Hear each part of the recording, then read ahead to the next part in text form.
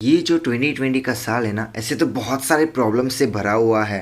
पर आज जो मैं आपके पास न्यूज़ लेके आ रहा हूँ, उससे आप सबके फेस पे एक बहुत बड़ी स्माइल आने वाली है। यस, मैं आपको बताने वाला हूँ the new education policy of 2020, जो कि बहुत सारी एक्साइटिंग चीज़ें और अच्छी चीज़ें लेके आ रहा है हर एक स्कूल एंड कॉलेज स्टूडेंट के लिए।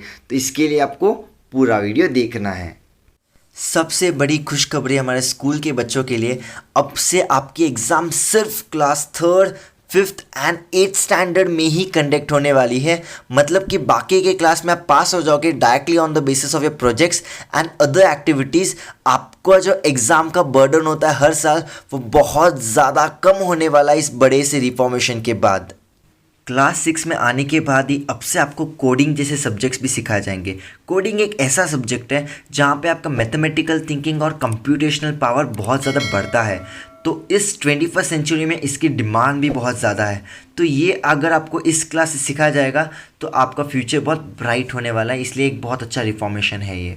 आपका जो 10+2 का स्ट्रक्चर है, मतलब 10 साल तक स्कूल और 2 साल का बाद में का college, that is PU1 and PU2, वो फाइनली चेंज होके 5+3+3+4 का स्ट्रक्चर फॉलो होने वाला है। मतलब कि 4 अलग अलग स्टेजेस बनाया है जिसके अंदर आपका पूरा क्यूरिकुलम होने वाला है। तो सबसे फर्स्ट आता है हमारा फाउंडेशन स्टेज, उसके अंदर रहेंगे आपके 3 से 8 के बच्चे।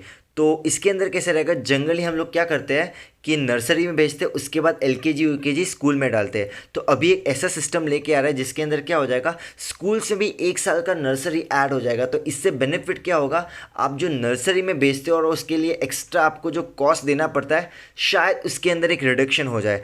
सेकेंड आता है हमारा प्रिपेरेटरी स्टेज, उसके अंदर रहेगा आपके 8 से 11 की एज के बच्चे। फिर आएगा आपका मिडिल स्टेज 11 to 14 ईयर्स के बच्चे। एंड फिर लास्ट में आएगा आपका सेकेंडरी स्टेज, दैट इज़ 14 से लेके 18 ईयर्स के बच्चे। दैट मीन्स यहाँ पे आप देख सकते हो कि सेकेंडरी स्टेज के अंदर 9, 10th, 11th, 12th सब कुछ एक के अंदर ही आ गया। दैट मीन्स अभी आप लेके अगर देखो तो नर्सरी से लेके 12th तक आप एक ही स्कूल में रहोगे, एक ही सिस्टम फॉलो करोगे और एक ही तरीके से आप यहाँ पे पढ़ाई करने वाले हो। सो ये एक बहुत अच्छा रिफॉर्मेशन है। अगला सबसे बड़ा चेंज है सिलेबस के अंदर, बिकॉज उन्होंने बहुत क्लियरली मेंशन किया है कि they gone reduce the syllabus only up to the core concepts and उनका प्राइम फोकस रहेगा on other activities like the vocational curricular arts activities. Because उन्होंने बहुत क्लियरली वहाँ पे बताया था कि हमारा प्राइम फोकस सिर्फ उनको रटाना या पढ़ाना नहीं है, बल्कि उनको स्किल सेट्स भी देना है। एंड स्किल सेट सिर्फ उनको अलग अलग एक्टिविटीज़ करने से रहेगा। तो ये एक बहुत अच्छा चेंज यहाँ पे लेके आ रहे हैं वो लोग। एक ऐसी अफवाह फैल रही है कि अब से 10th एंड 12th की बोर्ड एग्ज़ाम नहीं होने वाली है। ये बिल्कुल ही गलत है, बिकॉज बहुत क्लियरली नोटिफाई किया है कि अब से हमेशा 10th एंड 12th की बोर्ड एग्ज़ाम तो होगी ही, पर एक अलग तरीके से होने वाली है। उन्होंने एक नया सेंटर यहाँ पे बिल्ड किया है जिसका प्राइम फोकस रहेगा कि आपका बोर्ड एग्ज़ाम एप्लीकेशन बेसिस पे हो, ना कि सिर्फ पोर्शन एंड सिलेबस के बेसिस पे। तो एक नया अप्रोच होने वाला है। बहुत सारे लोग ये भी बता रहे हैं कि ऑब्जेक्टिव एंड सब्जेक्टिव के 2 अलग अलग पेपर्स होने वाले हैं। वो जो भी होगा वो मैं आपके अगले वीडियो में बता दूंगा। पर इस बार और अगली बार से बोर्ड एग्ज़ाम तो पक्की होने ही वाली है। क्लास 5th तक तो आपकी कोई भी एक रीजनल लैंग्वेज या फिर मदर टंग आपको कंपलसरीली सिखाई जाएगी। एंड ऐसा भी बता रहे कि मे बी अब it's gone extend up to class 8। तो बेसिकली ये सिस्टम इसलिए बनाया गया है बिकॉज ये लोग भी चाहते हैं कि आपकी एक लैंग्वेज आपके साथ ही रहे, चाहे वो आपकी रीजनल हो या फिर आपकी मदर टंग हो, कोई भी एक लैंग्वेज हो। बट इन्होंने बहुत क्लियरली ये भी बताया कि कोई भी लैंग्वेज किसी भी बच्चे के ऊपर इम्पोज नहीं किया जाएगा। तो उससे एक बेनिफिट है कि आपके पास एक ऑप्शन रहेगा कि आप कोई भी एक लैंग्वेज सेलेक्ट करो और अप टिल द क्लास 8 आप उसी लैंग्वेज को फॉलो करो। कॉलेज एंड यूनिवर्सिटी वालों के लिए सबसे पहले MPhil एग्ज़ाम कैंसिल कर दी गई है।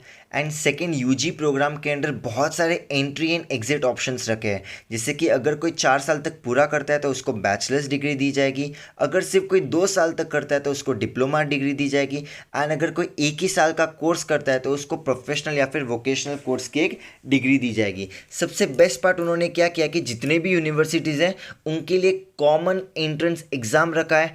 तो इसके हेल्प से उनको बहुत ईजीली असेसमेंट मिलेगा हर एक स्टूडेंट का।